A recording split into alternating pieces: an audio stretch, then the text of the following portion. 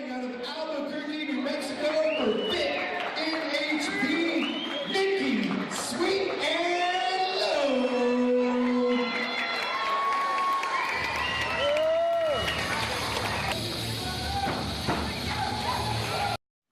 What's my prize? I don't know. How about a kissy on the forehead? On my bump. Oh, thank you. Thank you. What are you doing, girl? You're cute. Are you cheating? No. Hey, He's cheating!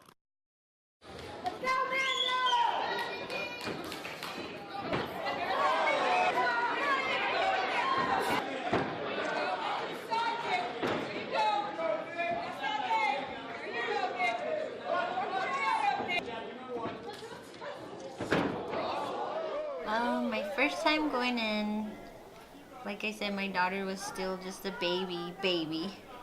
And my son was only 4, maybe he was 5. But I went into a jiu-jitsu school for him. So he started doing jiu-jitsu when he was 5, I think he was. So yeah, and I mean, it was just interesting and fun to watch him because he was just so cute and his little gi, and you know, just kind of watching everybody work out and stuff. And you know, it wasn't ever a thought in my mind to like, maybe I should try it, you know. It was just, I was there for him. So, but yeah, watching everybody and watching him, and you know, how your body moves, and then just showing them like how to defend themselves and stuff like that. Like, I thought it was really cool. And I was really glad that my son was doing it. Usually the kids are in school, but now they're on summer break. But we would always get up in the mornings, and I would get them ready for school, drop my son off, then my daughter, come home, eat a little something, maybe do a little bit of beadwork, let my stomach settle, and then I would head out for 10:30 practice in the mornings. Sometimes 9:30.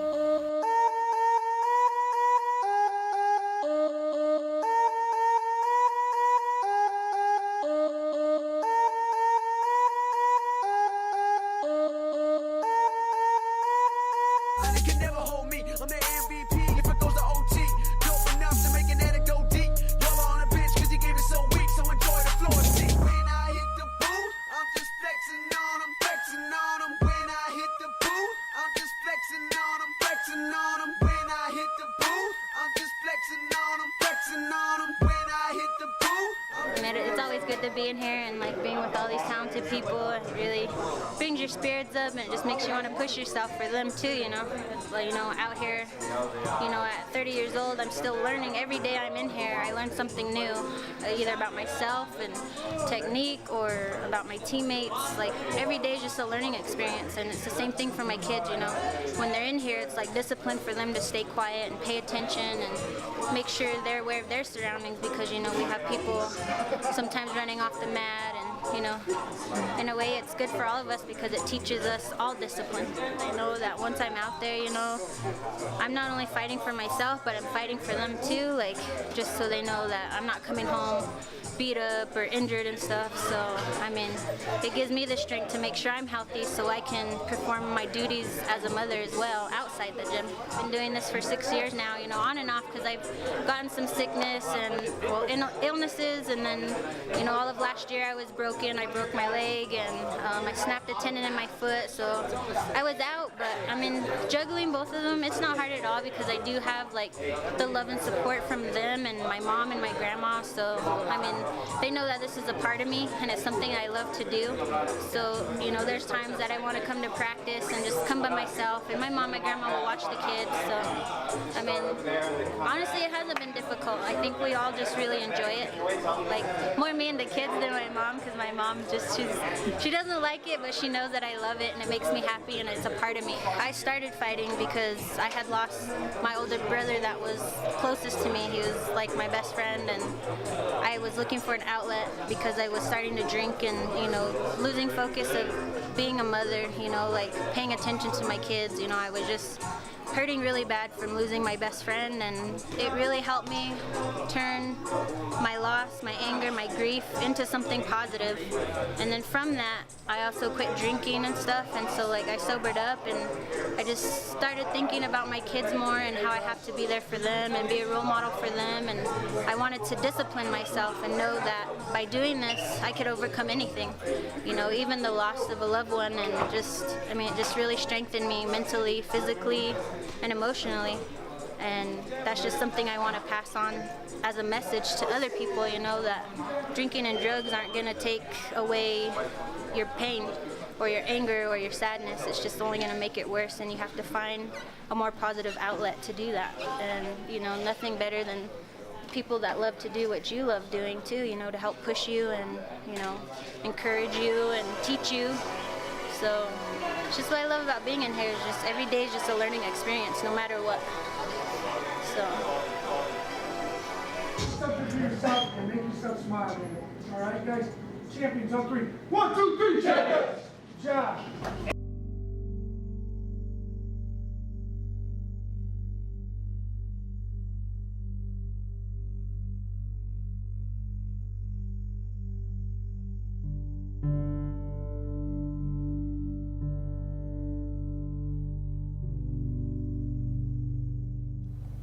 As I said before, just to me, being a fighter and being a mother, it does tie in together, because it's all about discipline.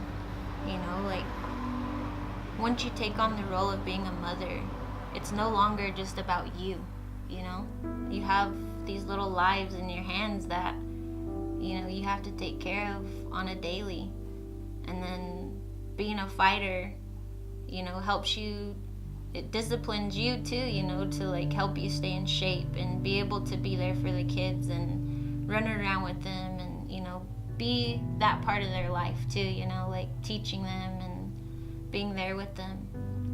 So, I mean, to me, it all balances out, just because there's the discipline and there's the learning and there's the teaching, and it's not, fighting is like selfish, because once you get in there, it's just you know. But for me, I try not to see it that way, because when I go in there, I take my kids with me, I take my mom with me, I take my grandma with me. And so, yeah, I think to me, it balances everything. Everything is balanced for me.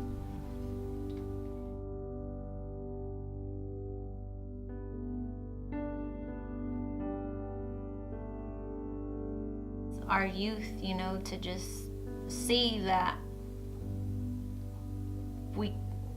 there's no limitations for us, you know, like just because you grew up on a reservation, or, you know, I just want people to see that no matter what you put your mind and your heart to, it doesn't matter what color you are, what age you are, or, you know, where you come from, that if you want to do something, go and do it.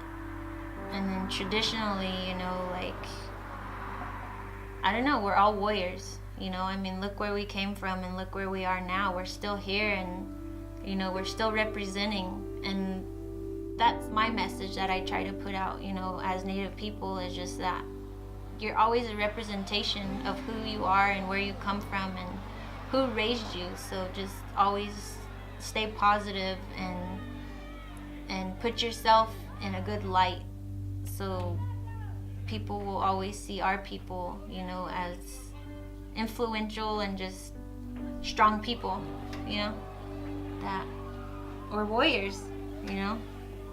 We couldn't be beaten. We're still here.